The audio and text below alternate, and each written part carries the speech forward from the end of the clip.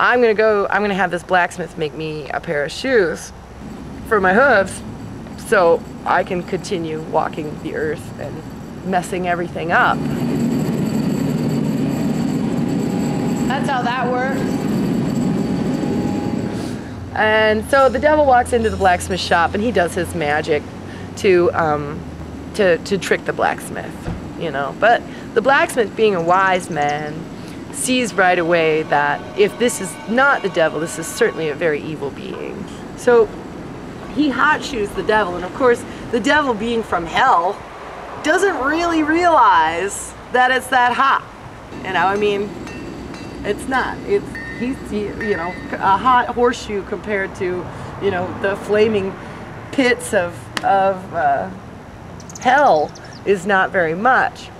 So the blacksmith puts the hot shoes on the devil, and the devil says, "Thank you very much, you know, you just saved your soul," so on and so forth, and he begins to walk away. Well, as soon as he starts to walk away, the shoes cool, and when metal cools, it contracts. So what it does is it squeezes his hooves, and you know how they're cloven, it's pushing them together like this. It's causing him outrageous amounts of pain. And all he could think to do is to go jump in a creek, which when he quenches the hot metal, then it makes it even worse, because then it really constricts and becomes really, really hard.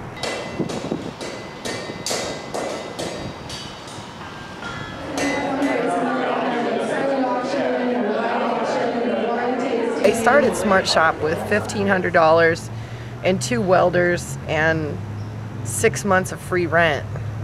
So I didn't have much to lose at that point, except the fact that I'd quit all my jobs and, you know, didn't have a source of income. In the last 6 years, I've done like I've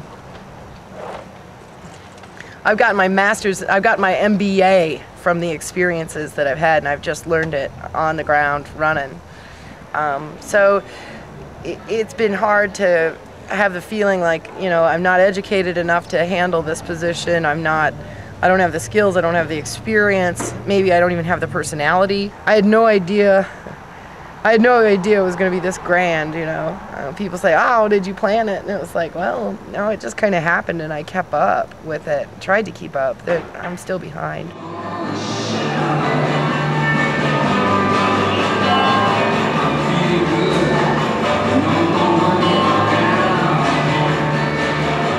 You know, I got $10 in my pocket today, so at least I got today covered. And it is a exercise in blind faith, you know, of just trusting that if I show up and I work, I don't even have to work hard, but I work hard anyway. But if I show up and I work every day, and I try, and I learn, and I grow, and I keep trying, that it'll keep working.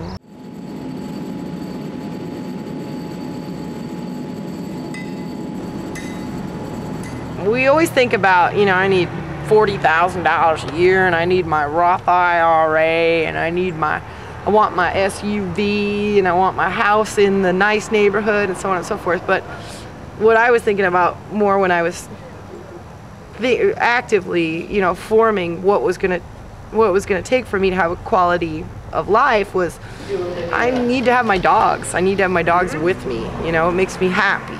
And there's no other job in the world where you can bring both your dogs to work every day. I wanted a really, really nice shop, but accompanying that, it was very important that we have a garden here. I mean, the green space, it's kind of strange to come inside and be exposed to all this like super hyper industrial stuff, and then come outside and have this fabulous green space, you know. But I needed that too.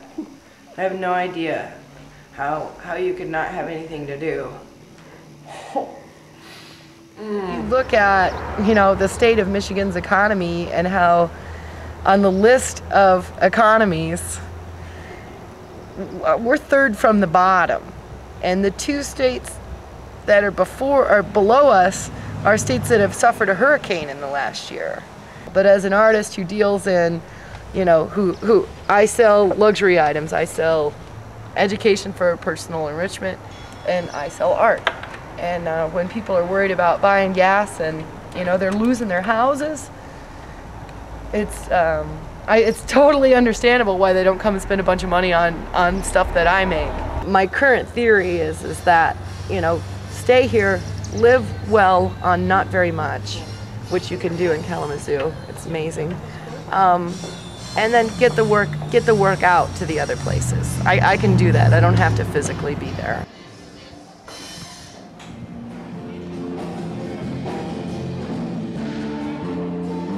When you look at, oh, I've got a kid that really wants to be an artist, most parents will try and talk the kid out of that, you know, because we've got this thing in our mind that artists can't make it. And my mother is very, very supportive, and super proud of me. It's neat to see her like discovering new things to enjoy because her daughter's an artist, you know, and it's so funny whenever we go anywhere together. She's like, oh, Holly's an artist.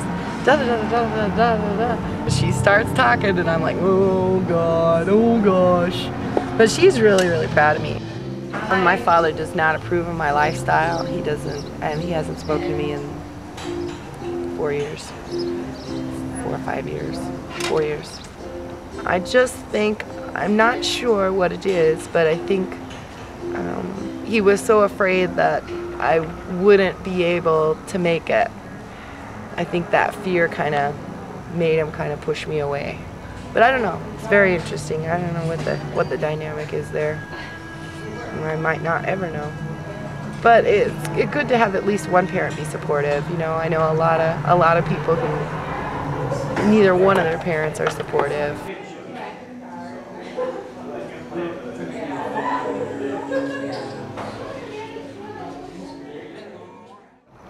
Wow. One of them got run over by a tractor. That was really sad. When that one came in, the lady was like, who was in, Mary, who was in, no, her husband ran over it. She brought it in, she goes, can you fix this? And I'm like, no, Jeff fixed it with the tractor. Now it's flat, it's wall art now. So I lay it down on the floor and I stomp on it. And I was like, I'll just weld a couple hooks on there for you. How about that? And she was like, okay.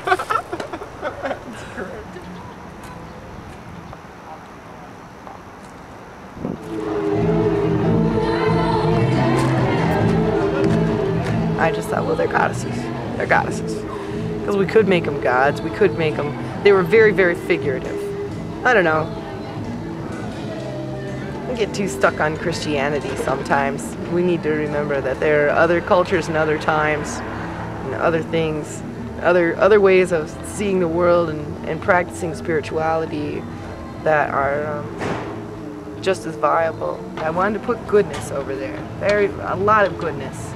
And not stereotypical United States of America goodness, like long-standing, since the dawn of man goodness.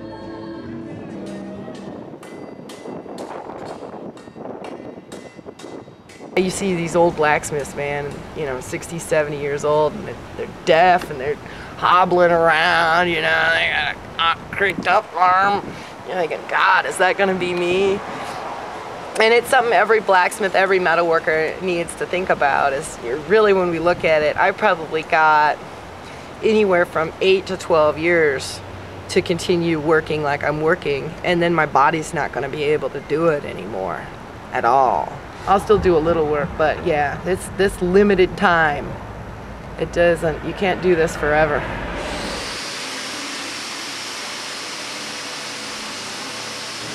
Anytime anybody is trying to do what they were put on this earth to do, it's difficult.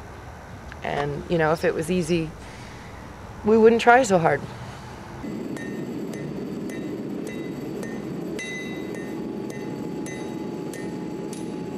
Whenever he hears the ring of the anvil, he runs the other way because he's afraid of the blacksmith. He knows the blacksmith can't outsmart him. And that, I don't know how old that story is, a couple hundred years. Even if I had one arm and I was in Africa and I was starving to death, I would still make my work. And if I was a man, I would still make my work. And if I was younger, I would still make my work. And I will make my work until I'm older. So I'm just doing what I'm supposed to do here.